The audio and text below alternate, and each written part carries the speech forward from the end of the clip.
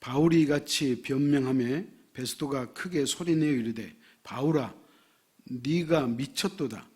너의 많은 학문이 너를 미치게 한다 하니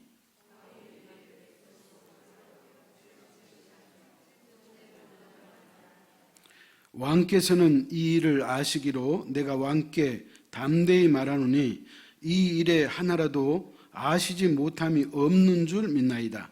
이 일은 한쪽 구석에서 행한 것이 아니니이다.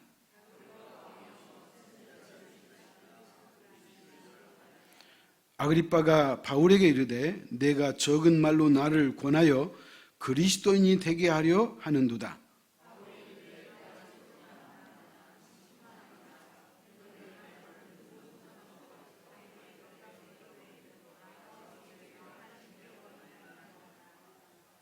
아멘.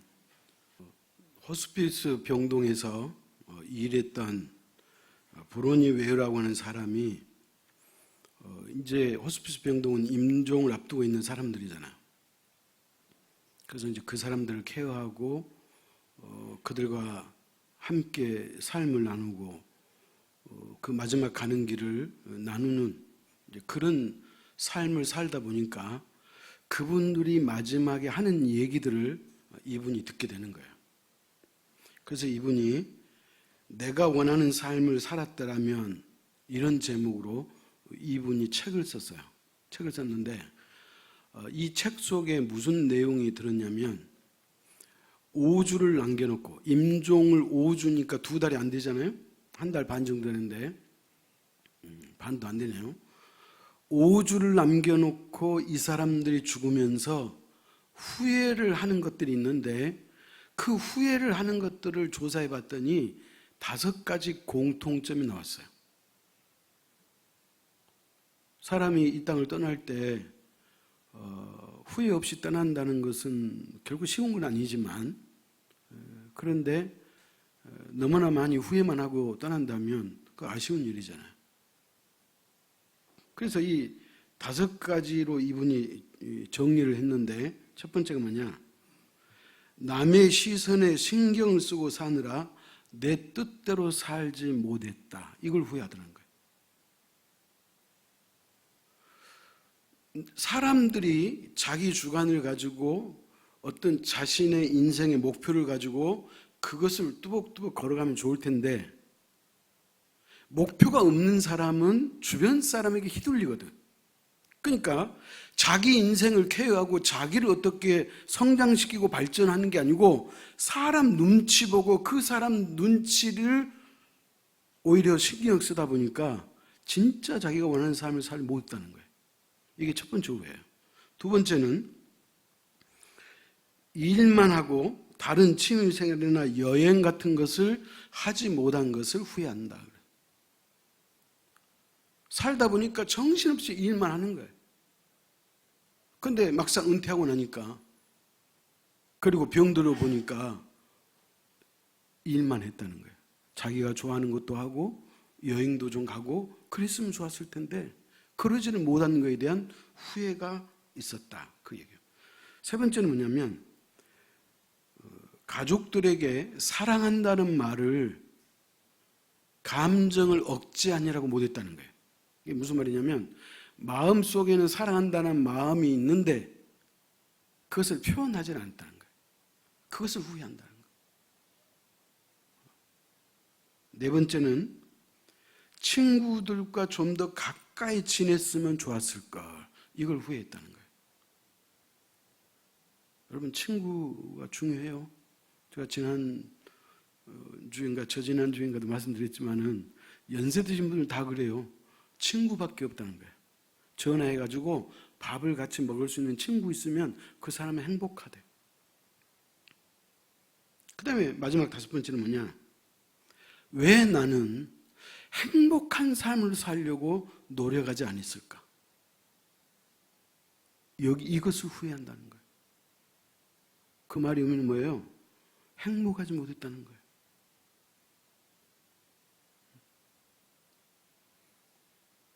우리가 우리의 인생을 다 살고 나서 후회함이 없어야 되잖아요.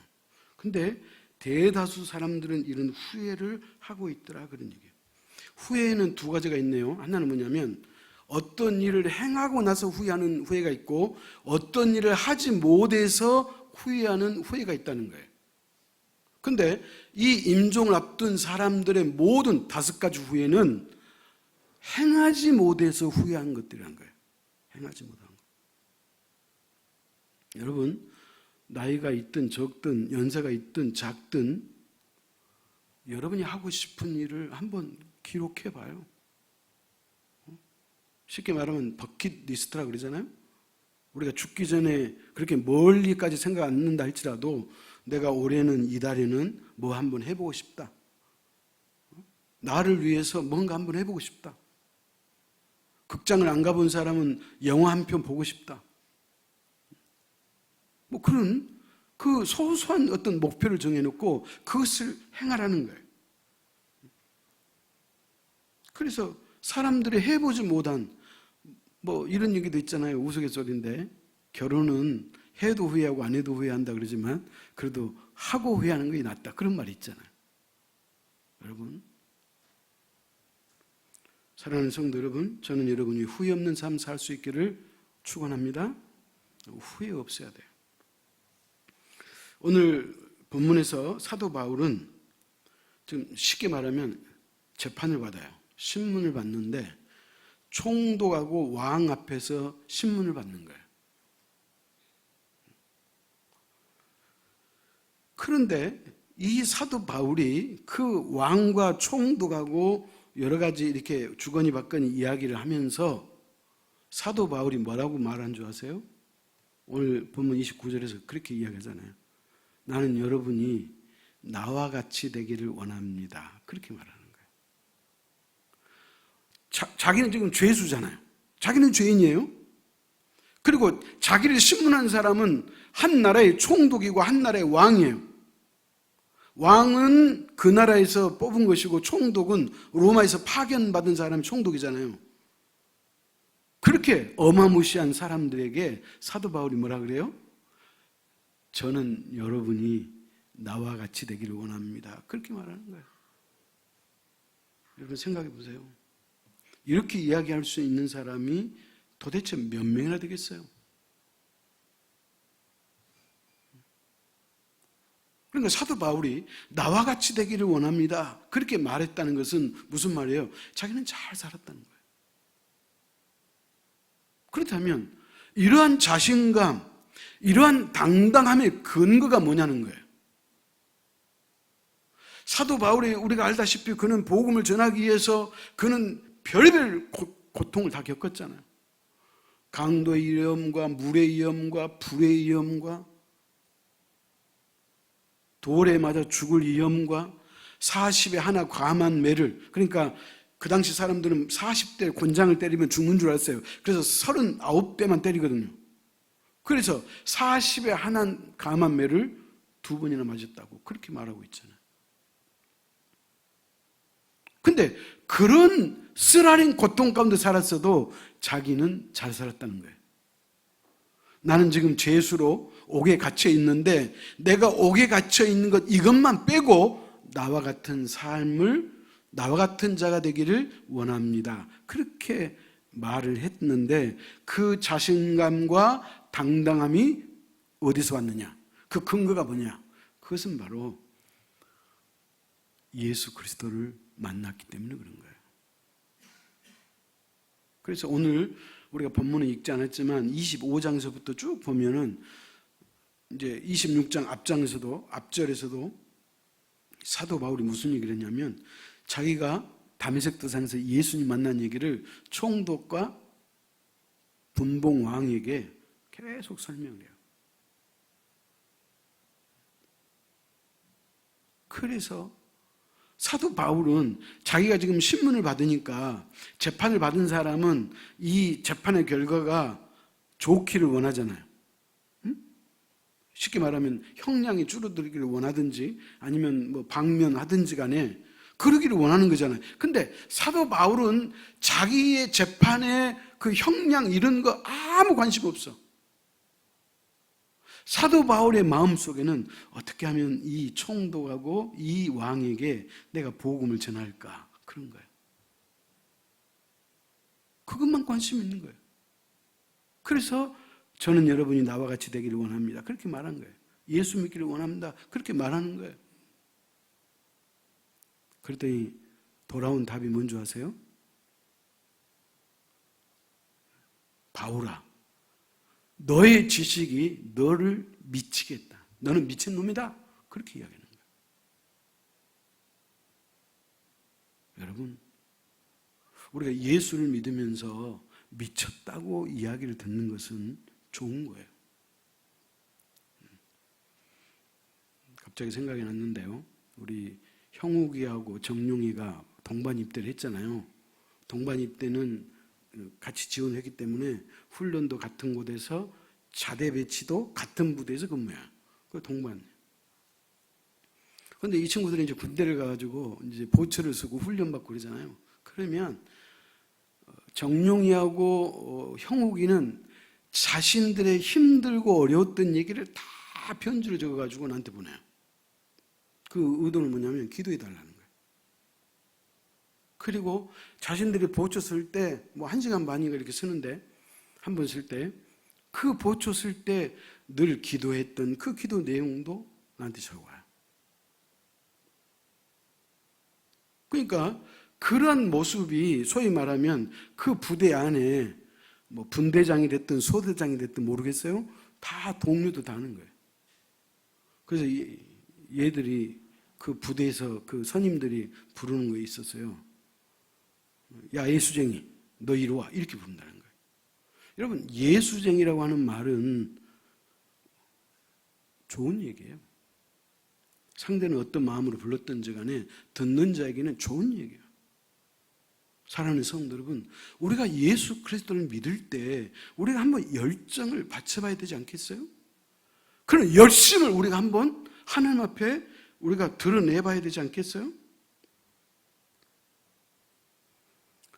예수 믿는 사람들을 여러 말로 불러요. 예수쟁이, 그리스도인, 교회 다닌 사람, 신자, 믿는 사람, 이런 얘기예요. 우리를 그리스도인이라고 그러잖아요. 그리스도인이 뭐예요? 그리스도인은 예수 그리스도를 따르는 사람을 그리스도인이라고 그래요. 아멘? 그런데 저는 개인적으로 그리스도인을 그렇게 해석하고 싶지 않아요. 나는 어떻게 해석하고 싶으냐? 예수 그리스도가 나의 유일한 구원자인 것을 믿고, 그리고 예수님 없이는 나는 결코 살 수 없다는 이 결론이 나서 있는 사람, 이 결론을 갖고 있는 이 사람이 그리스도인인 것을 믿으시기 바랍니다. 나는 예수님 없이는 못 살아요. 내가 어떻게 나의 힘으로 살 수 있어요? 나 예수 없이는 못 살아요.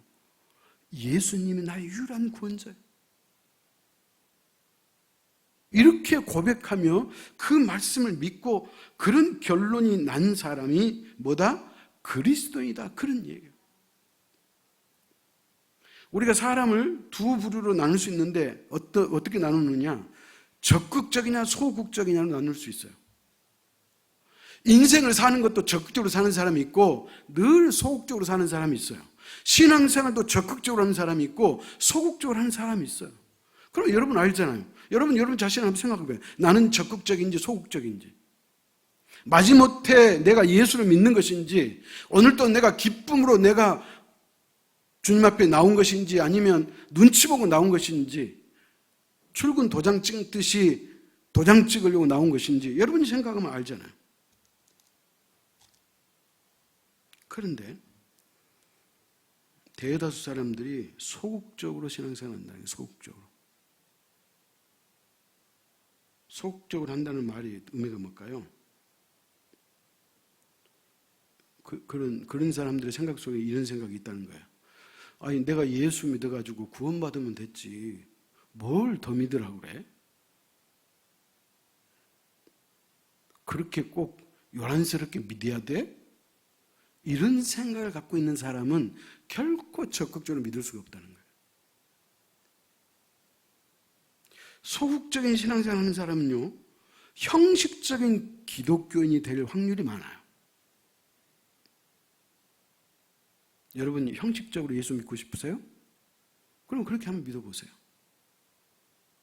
진실로 내가 그리스도를 믿는 것인지 형식적으로 믿는 것인지 생각해 보라는 거예요.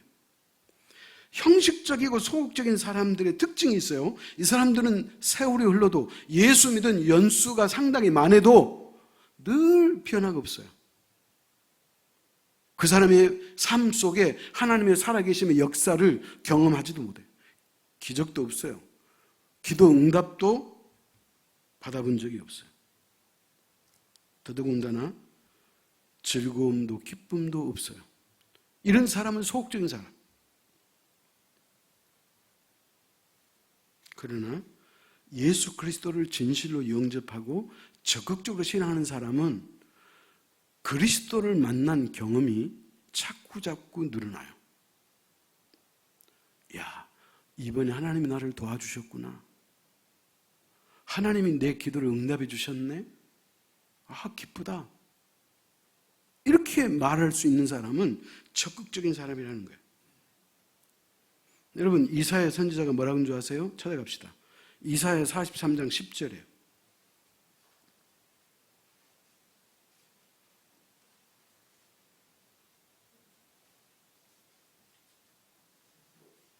이사야 43장 10절 같이 읽습니다.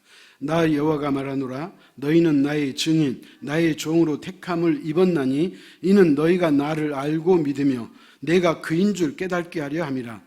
나의 전에 지음을 받은 신이 없었느니라. 나의 후에도 없으리라.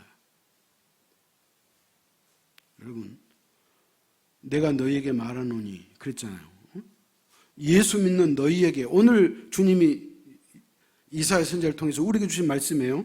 내가 말한다. 너희는 나의 증인, 나의 종으로 택함을 입었다. 그렇게 말해요. 증인이 뭐예요? 증거하는 사람, 증거. 예수 그리스도가 어떤 분인지, 그 예수 그리스도에 대해서 이야기하고 그 그리스도의 이야기를 다른 사람에게 전하는 사람이 그 사람이 증인이고 예수님으로부터 나의 종이라고 부름을 받을 수 있으며 또 택함을 입은 사람이다. 그렇게 말하는 거예요. 평생 예수 믿어도 누구한테 전도해 본 적이 없고 예수님 이야기 해본 적이 없다면 불행한 거예요. 이사야 49장 3절 제가 읽습니다. 내게 이르시되 너는 나의 종이요 내 영광을 내 속에 나타낼 이스라엘이라 하셨느니라. 그러니까 무슨 말이에요? 하나님께서는 저와 여러분을 선택하시고 우리에게 일을 맡기셨다는 거예요. 사명을 주셨다는 거예요. 일꾼이라는 거예요. 여러분이 교회만 왔다 갔다 하는 사람이 아니고 여러분은 정말로 하나님 앞에 일꾼인 것을 믿으시기 바랍니다. 그렇기 때문에 우리가 하나님의 나라와 그의 의를 위해서 우리가 살아야 되는 것 당연하다는 거예요. 여러분, 종교개혁자 마틴 루터가 하는 얘기가 있어요. 그 사람이 뭐라고 얘기했냐면 신앙인의 궁극적인 목적은 구원이 아니고 하나님께 영광을 돌리는 것이다. 신앙인의 목표와 목적이 뭐냐? 구원받는 것이 아니고 하나님께 영광을 돌리는 것이다. 사랑하는 성도 여러분, 그러니까 우리가 구원을 받았잖아요. 이제 나는 구원받았으니 됐어 라고 안심하면 그것은 올바르지 않다는 거예요. 이제 내가 구원을 받았으므로 하나님 앞에 영광을 돌리는 것이 바로 그리스도인의 목표가 되어야 된다. 이게 마틴 루터의 이야기예요. 그렇다면 오늘 사도 바울이 이렇게 왕과 총독 앞에서 자신 있게 말하는 것은 쉽게 말하면 신앙의 자존감이 높다는 거예요. 여러분, 우리가 자녀를 키워서 다 아시잖아요. 자녀들은요, 자존감이 높아야 돼. 자존심보다는 자존감이 높아야 돼. 자존감이 높다고 하는 것은 부모의 사랑을 듬뿍 받은 사람은 자존감이 높아요. 사도 바울은 그리스도로부터 그 놀라운 사랑을 많이 맛보았기 때문에 그는 자존감이 높은 거예요. 그러니까 당당하게 사람들 앞에서 이야기했다는 거예요. 그렇다면 그리스도인의 자존감은 어디서 나오느냐는 거예요. 이제 우리 한번 생각해 보자고. 우리의 신앙의 자존감이 어디서 나오느냐? 그것은, 그 근거는 나에게 있잖아요. 우리가 의롭게 살고 우리가 바르게 행실한다고 해서 자존감이 높아지느냐? 그렇지 않아요. 제 이 말의 뜻을 잘 알으셔야 돼요. 그러면 우리가 행실을 올바로 안 해도 괜찮은가요? 여러분, 이런 얘기가 아니에요. 그것은 말할 필요도 없어요. 당연한 것이에요. 여러분, 우리의 행실과 우리의 의를 내세울 수 있다 없다? 없다는 거예요. 그것은 아무런 이유가 되지 않아요. 진짜 우리의 자존감이 높을 수 있는 그 결정적인 이유는 나에게 있는 것이 아니고 그리스도께 있는 거예요. 그렇기 때문에 우리가 그분을 만나고 그분을 의지하고 그분을 신뢰하고 그분과 늘 교제와 교통이 있어야 된다, 그런 말이에요. 오늘 본문의 배경은 사도 바울이 3차 전도행을 마치고 예루살렘에 왔어요. 예루살렘에 왔다가 유대인들한테 결박을 당한 거예요. 그래서 감옥에 있는 거예요. 유대인들은 이 바울을 이제 자기들의 힘으로 감옥에 넣을 수는 없고 고발해갖고 넣었잖아요. 그래서 유대인들은 이 사도 바울이 그 감옥에서 안 나왔으면 좋겠어. 그래서 그 당시 총독이었던 벨릭스에게 부탁한 거예요. 사도 바울 석방시키지 말라고. 그러면 벨릭스 총독은요, 유대인들의 그 종교 지도자들과 이게 커넥션이 연결되어 있어야 돼요. 왜? 그래야지 자기가 통치가 쉽거든요. 그러니까 서로 소위 말하면 주거니 받거니 하면서 나라를 통치하고 싶어 한 거예요. 그러니까 이 벨릭스 총독은 제사장과 서기관과 유대인들의 말을 가급적 들어주려고 그래. 그래서 사도 바울은 무려 2년 동안이나 감옥에 있는 거예요. 근데 이 벨릭스 총독이 유대인들하고 이렇게 커넥션이 연결됐다 그랬잖아요. 그래서 뇌물을 받고 그 나쁜 짓을 총독이 다 하는 거예요. 그래서 이 벨릭스 총독의 행실이 로마의 황제의 귀에 들어가가지고 소환 통보를 받아요. 그러니까 로마 유대 총독에서 물러나요. 뇌물을 받고 소위 말하는 비리를 저질러가지고 총독에서 물러나요. 그래서 누가 오느냐? 베스도라고 하는 총독이 와요. 베스도 총독이 이제 새로 부임을 했잖아요. 유대 땅에. 자, 그러니까 그 당시 분봉 왕이었던 아그리빠 왕이 이 베스도가를 소위 말하면 환영해주고 축하해주려고 왕도 예루살렘으로 오는 거예요. 그래서 총독과 왕이 이제 함께 만나는 거예요. 그런데 우리가 여기서 한 가지 알아야 되는 것은 뭐냐? 이 아그리빠 왕은 실제로 아그리빠 2세요. 원 명칭이 헤롯 아그리빠 2세요. 근데 이 헤롯 가문은 여러분이 생각할 때 좋은 가문이에요? 나쁜 가문이에요? 아주 못돼 먹은 가문이에요. 왜 그러냐면 지금 현재 왕 헤롯 아그리빠 2세의 증조 할아버지가 누구냐면 헤롯 대왕이에요. 헤롯 대왕은 무슨 짓을 저질렀죠? 동방 박사들에게 유대인의 왕이 탄생했다는 이야기를 듣고 유아 2세 이하의 모든 남자를 학살시켜버리잖아요. 그가 누가 그랬어요? 헤롯 대왕. 지금 현재 왕 헤롯 아그리빠 2세의 증조 할아버지가 유아들을 다 죽였어요. 그 다음에 자기 이제 할아버지. 자기 할아버지는 누구를 죽였느냐? 세례 요한을 죽였어요. 그 다음에 자기 아버지 아그리빠 1세, 자기는 2세니까 아그리빠 1세는 누구를 죽였냐? 야고보 사도를 죽였어요. 그러니까 조상 대대로 소위 말하면 어떻게 하는 거예요? 못된 짓만 골라 하는 거예요. 쉽게 말하면 하나님의 거룩한 일에 반기를 들고 방해하는 그런 왕의 역할을 감당했다는. 그래서 현재 아그리파 2세의 자기 친아버지 아그리파 1세는 어떻게 됐느냐? 벌레 먹어가지고, 벌레 먹혀갖고 죽었다니까요. 그러니까 비참하게 저주받아 죽었다, 그런 말. 그렇기 때문에 어쨌든 헤롯 가문은 기독교와 아주 질긴 악연이 있는 거예요. 자, 그런데 이 왕들에게는 권한이 두 가지가 있네요. 권한이, 어떤 권한이 있느냐? 대제사장을 임명할 권한이 있어요. 그 다음에 또 한 가지는 성전을 관할할 권한이 있어요. 그러니까 이 당시 왕들은 원래 왕이면 권한이 세기도 했지만 실질적으로 권한이 셌어요. 그런데 이들이, 왕과 총독이 이제 함께 사도 바울을 신문하는데 사도 바울의 마음속에는 뭐가 있다고 그랬어요?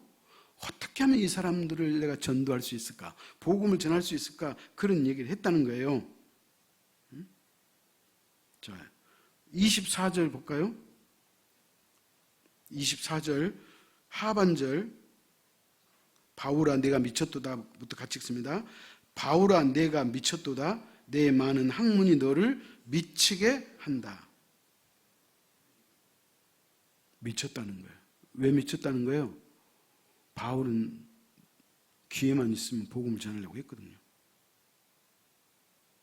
여러분, 그렇기 때문에 하나님이 자신에게 준 직분이 있었잖아요. 하나님께서 그 사도 바울을 불러가지고 예수님이 말씀하시잖아요. 너는 이방인의 사도로 내가 불렀다 그러잖아요. 그러니까 사도 바울은 자기가 죽을 때까지 이 사명을 감당하는 거예요. 그렇기 때문에 그는 영적으로 자존감이 높을 수밖에 없어. 무슨 말이에요? 쉽게 말하면 신앙을 제대로 살았다는 거예요. 열정적으로 신앙생활하는 사람에게는 자존감이 높을 수밖에 없다는 거예요. 그것을 오늘 본문이 말해주고 있는 거예요. 자, 그 다음에 29절 같이 읽습니다. 29절 시작. 바울이 이르되 말이 적으나 많으나 당신뿐만 아니라 오늘 내 말을 듣는 모든 사람도 다 이렇게 결박된 것 외에는 나와 같이 되기를 하나님께 원하나이다 하니라. 그러니까 왕과 총독뿐만 아니라 내 말을 듣는 모든 사람, 오늘 저와 여러분도 포함되어 있어요. 내가 지금 죄수의 몸으로 결박당한 거 이것만 빼고 나와 같이 되기를 원합니다. 여러분, 오늘 우리는 믿음의 선배였던 사도 바울의 그 믿음을 본받을 수 있기를 축복합니다. 그렇기 때문에 사도 바울은 놀라운 인생을 살아가는 거예요. 그를 다메섹 도상에서 부르고 나서 그에게 일을 맡겨주니까 그가 열심히 하잖아요, 사도 바울이. 그러니까 하나님께서 그 사도 바울을 통해서 놀라운 기적들을 나타내는 거예요.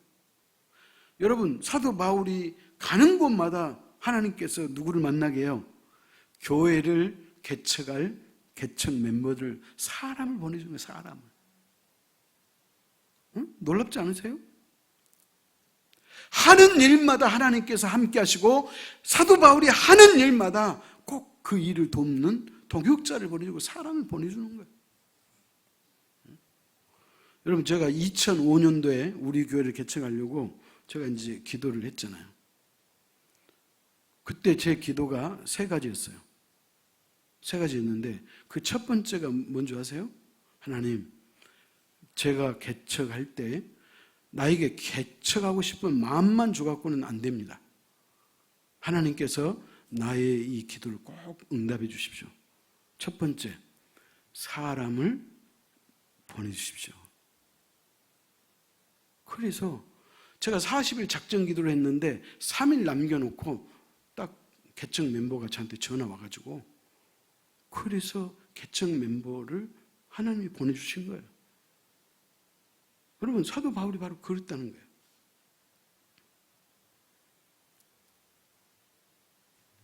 오늘 이 사도 바울의 고백이 무슨 고백이냐? 행복선언이에요. 자기는 더 이상 지금보다 더 좋을 수 없다는 거예요. 그는 이 땅에 신약시대 예수님이 오신 이후부터 오늘까지 예수 그리스도를 위해서 고난받은 사람 줄 세우면 1등은 당연히 바울이에요. 그럼에도 불구하고 사도 바울은 그거 개념하지 않아요. 그거 자기 머릿속에 없어요. 하나님이 자기를 통해서 그 하신 일들, 그 위대한 일들, 더더군다나 신약의 절반을 사도 바울이 기록을 했잖아요. 더더군다나 신약에서 가장 위대한 책 중에 하나인 로마서를 하나님은 누구에게 맡겨요? 사도 바울에게 맡겨요. 사도 바울이 썼어요. 행복선언이에요. 행복선언. 얼마나 자기가 행복했어. 그렇기 때문에 나와 같이 되기를 원한다는 거예요. 우리 자유교회 성도 여러분이요, 저는 여러분이 소극적에서 적극적으로 그 틀을 깰 수 있기를 축복합니다. 한 번 정도는 그 틀을 깨봐요. 여러분이 신앙생활 해오는 그 자세, 그 열정, 그 위치에서 한 단계는 올라가야 되지 않겠어요? 그러려면 어떻게 해야 돼요? 틀을 깨야 돼요. 여러분, 좋은 표현으로 소극적이지 심한 표현으로 말하면 무능한 거예요. 신앙생활 무능한 거예요. 게으른 거예요. 나태한 거예요. 여러분, 언제 하나님을 정말 만나보고 싶으세요? 여러분이 언제 기적을 체험하고 싶으세요? 나는 내 목에 칼이 들어와도 나는 결코 예수 그리스도를 부인할 수 없겠다라고 싶은 그런 생각이 들 때가 여러분 있어 봤어요? 여러분, 그런 경험들이 있어야 되잖아요. 그래서 하나님을 만난 사람, 기도 응답을 받아본 사람, 하나님이 나를 사랑한다고 하는 그 느낌을 받아본 사람은 영적 자존감이 높아가지고 그는 이제 소위 말하면 영적으로 비행할 수 있어요. 날개를 다는 거예요.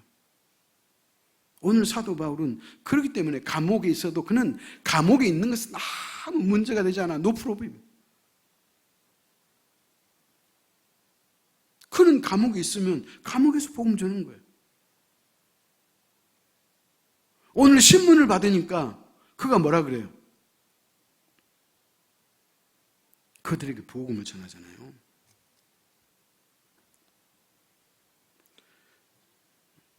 여러분, 어네스트 해밍웨이 아시죠? 누구를 위하여 종이 울리나, 그 다음에 그 유명한 노인과 바다를 쓰고 노벨 문학상을 받은 이 어네스트 해밍웨이라는 사람 얘기예요. 여러분, 노인과 바다 이야기를 보면요, 그리스도를 상징하면서 쓴 책이에요. 신앙적으로 읽으면 그 대단한 책이에요. 그런데 이 어네스트 해밍웨이는 신앙의 가문에서 태어났어요. 크리스천 가정에 태어났어요. 그래서 신앙 지도를 잘 받았어요. 그러다가 이 친구가 성령이 되고 나서 신앙을 떠나요. 그리고 자기에게 있는 그 달란트를 가지고 책을 써가지고 노벨 문학상을 받았다는 것은 정말로 대단한 인물이잖아요. 그런데 그가 이런 글을 남겼어요. 제가 읽어볼게요. 그가 최후에 남긴 글이에요. 그가 죽기 직전에 그는 자기가 갖고 있는 총으로 자기 머리를 쏴서 자살했던 사람인데, 이 사람이 맨 마지막에 남겨놓은 글 한 줄이 있어요. 제가 읽어볼게요. 나는 전류의 흐름이 그치고 필라멘트가 끊어진 텅 빈 전구와 같이 공허하다. 옛날에 우리 어렸을 때 백열 전구땀 알죠? 전구땀에 보면은 이 스프링 코일이 이렇게 있잖아요. 이게 필라멘트예요. 여러분, 이거에 떨어지면 불이 들어와요, 안 들어와요? 안 들어오잖아요. 그 얘기예요. 해명이가 하는 말이, 나는 전류의 흐름이 그치고 필라멘트가 끊겨버린, 그래서 불이 들어오지 않고 아무 의미도 없는 텅 빈 공간과 같은 그런 것이 내 인생이다. 그 얘기예요. 그래서 자살했어요. 여러분, 인생을 우리가 어떻게 맞이해야 되겠어요? 아무리 부귀 영화를 누리고 명예가 있고 세상 사람도 존경받고 우러받는다 할지라도 마지막 인생이 중요한 거잖아요. 그러면 그 마지막 인생을 잘 살 수 있는, 후회 없는 삶을 살 수 있는 그 비결은 단 한 가지예요. 예수 그리스도를 만나는 수밖에 없어요. 예수 그리스도를 만나는 수밖에 없어요. 예수 그리스도가 없으니까 인생이 텅 빈 정구와 같은 거예요. 살 의미가 없어요.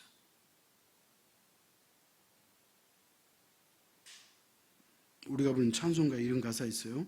하늘 가는 밝은 길이 내 앞에 있으니, 하늘 가는 밝은 길이 내 앞에 있으니,